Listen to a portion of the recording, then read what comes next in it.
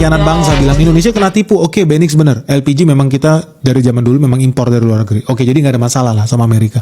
Indonesia katanya harus impor minyak bumi sampai 4,5 billion dollar. Terus harus impor BBM, bensin. Jadi yang udah di refine ini. Nilainya sampai 7 billion US dollar. Kalau di total ini 11,5 billion dollar guys. Total yang kita diminta impor loh sama Amerika Serikat. Indonesia rugi dong. Tunggu dulu bro. Menurut lu memangnya Indonesia bisa memproduksi BBM? Lu nggak tahu kita selama ini jadi budak Singapura. Singapura kita impor 191 triliun guys tahun 2024. Impor minyak bumi kita, BBM kita, itu setahun lebih dari 300 triliun. Indonesia habis dikibulin. Nah sekarang Amerika Serikat minta kita, lu nggak usah lagi dong impor dari Singapura.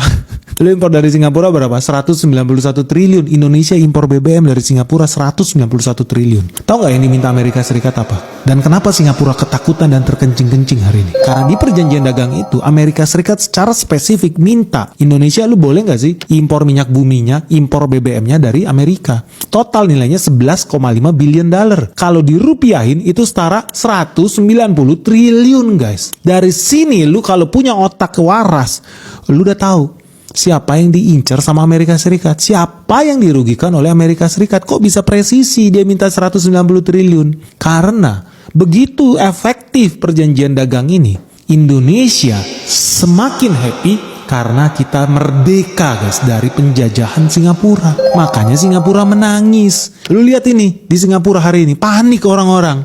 Indonesia bakal stop impor dari Singapura. Sekarang kita bisa geser impornya. Bukan lagi dari Singapura, kita impor dari Amerika Serikat. Nilainya sama. Ya sama, harga minyak dunia di mana-mana sama. 190 triliun, tapi tambah cuan kita. Kenapa? Karena kita tidak lagi jadi budak Singapura. So, kalau ditanya apakah Indonesia dirugikan dengan impor bensin dari Amerika Serikat? Jawaban gua, tidak. Karena faktanya Amerika Serikat minta kita impor 190 triliun. Realitanya kita impor 329 triliun guys. Dan mayoritas 329 triliun ada nggak ada Donald Trump. Memang kita impor dari Singapura 190 triliun. Memang kita impor dari Malaysia 75 triliun.